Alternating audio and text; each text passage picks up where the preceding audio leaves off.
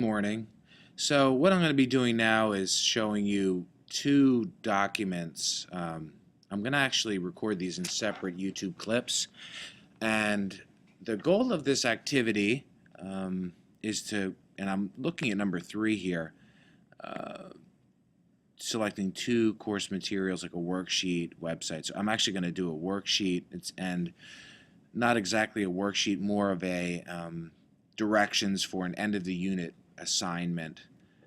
It's going to be a letter to a representative for my civics citizenship active citizenship unit, and then in a separate YouTube clip I'll be looking at a new assignment that I created, a blog activity. And the goal here is to see how accessible this would be to people with special needs, using the online accessibility handbook, which is here. Sorry, here. Um, I believe this is from Portland University or University of Portland, as well as these UDL Universal Design for Learning guidelines. And I'm going to go through and show you my assignment that I'm going to be going over, and then at that point kind of explaining how it's going to flow and how it's going to look um, for the people that may have special needs. So the question is it accessible? And when I use when we look at if I could start with this, the web accessibility, the online accessibility handbook, and go down to the Word documents, which is number 5, you will see that there are things here that are suggested. As far as headings and so on, I do have headings here, but I did not have them formatted the way that they want, with the one heading and then subheadings. I just kind of made headings and adjusted the font. So that could be made a lot better by going to these guidelines and going through the styles and doing heading 1 under the Home tab here. Home here.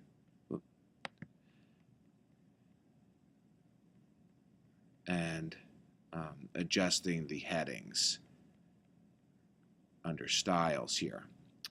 Other things I saw would be, I do have some tables. I have a table here, and I guess you can call this a table here with a rubric on how they'll be graded. And I did follow the instructions under tables, and then they want to make sure that a header row, you would actually hover over the first row and create a header row, and I hope I'm doing this correctly.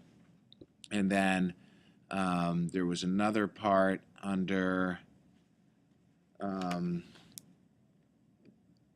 tables, and then table layout, repeat headers, to make sure that there was a header row to make it more accessible for people with special needs. So, and I didn't really see how that affected the top header to help people, and maybe I'm not understanding that. But then I went on to look at the text, and I did review this document, this activity. So what I had kids do here is write a letter, cite sources from class that we've gone over, and actually go through and implement the data and create this letter based on one of these 5 topics that I have here. Upon reflecting on how well it was done, I did notice from the text on page 221 that accepting a different type of assignment would be a good idea. And I think that that's something I've heard from the students, is they would like to either use a different topic or use a different way. And I thought that's a good idea. Some sort of email or video to a representative could be a great idea. So I think I need to be more open-minded there. In addition, I looked at and that was under the Tier 1 intervention with difficulties with oral and written expression. And then difficulties with attention and executive function. I did notice under chunking that you should, and I did believe I chunked this out with a graphic organizer, and I had the students do multiple drafts, not just throwing one big assignment on them all at once, and that included a peer editing draft and one that I looked over, and so on. So I hope that that was something that was good for students. Finally, under the UDLs, here, I noticed there were some that I could have done better, some I did somewhat well. Under checkpoint 1.1, it does recommend using color and the size of the font. Font here, and I noticed that I didn't have too much in the way of different size fonts or color at all. I would like to show you another example of someone else's work, a friend of mine, a teacher, that does all of this a little bit better than me. So I wanted to show that later. Under 2.1, Guideline 2.1, I did notice that, and that's clarifying syntax and clarifying vocabulary and symbols. I noticed that embed support for unfamiliar references within text. That could be something that could be done better.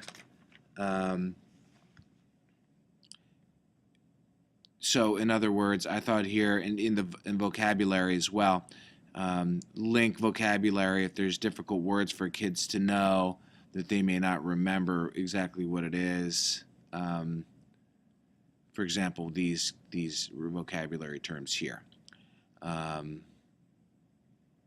Or other political words like who is a representative, that sort of stuff. So any of the sort of keywords that we went over could be clarified here. And then also 2.3, which was support decoding text, mathematical notation, and symbols. You know, they talk about using text-to-speech, and I thought that could be done through the programs that they show under the examples here, giving it to the students digitally and allowing text-to-speech. That could be done. And then the voice recording, and that was under 2. I apologize, that was either 2.3 or 2.4. I thought, you know, Screencast-O-Matic could be used to explain the activity, the assignment, and then made into a YouTube clip that kids could study. So I thought that could be done instead of just handing out a piece of paper or a document, doing a little review and explaining that. And then I could actually use a YouTube captioning as well. Under 2.4, promote understanding across languages, link key vocab words to definition. That's what I meant to talk about before, is that any of the keywords that students may not remember what they mean would be helpful. And then finally, under the third section, provide options for comprehension. I did use graphic organizers here. This is advanced organizers.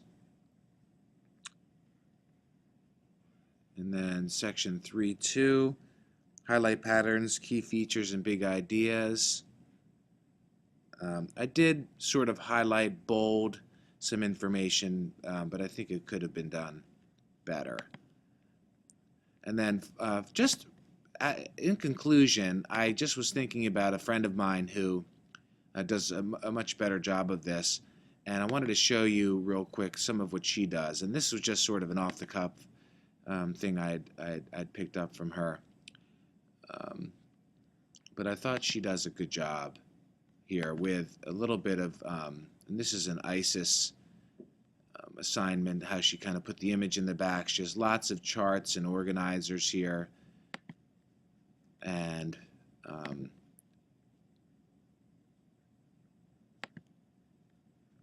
different things that can be helpful here. And everything seems to be aligned, and she did this pretty well. She does it even better too. So I wanted to show you all that. I hope that helped for analyzing that particular document. I will be following up with another assignment on my next video screencast. Thank you for listening.